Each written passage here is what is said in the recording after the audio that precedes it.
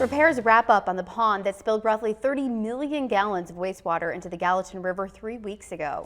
The Department of Environmental Quality reports it's watching every step of the way to make sure that something like this never happens again. Our Caitlin Bain went to Big Sky today to bring us more on what comes next.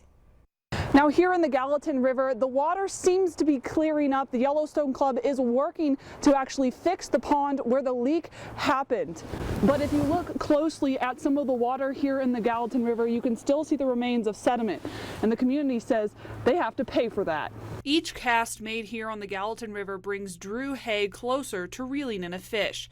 He has been fishing these waters for years and said the spill needs to be taken seriously. While we know the water itself may not be toxic, the sediment it kicked up during the leak could potentially harm fish. It might not be toxic, it might not be stuff like that, but it's certainly not something that should be introduced to the river. It shouldn't happen. I would think that there would be ways to prevent this from happening. A sentiment shared by officials at the Montana Department of Environmental Quality. DEQ's public policy director says inspectors will continue to monitor the pond where the leak occurred, even after repairs are finished. Additionally, the Yellowstone Club is going to be hit with fines. We're working on our enforcement action now. We don't know exactly what the fines are going to look like at this point. That takes several months to work through and calculate. DEQ officials also say they will use this incident as a time to see what they can be doing better. We'll be asking questions like, was this an isolated incident? Would more inspections help?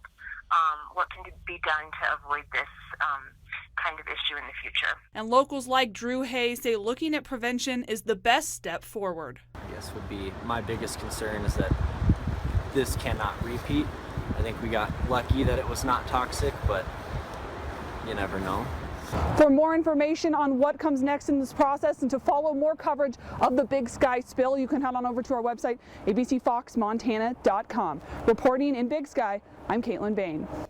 Officials with the DEQ say the repairs on the holding pond will likely be complete by the end of this week or the beginning of next.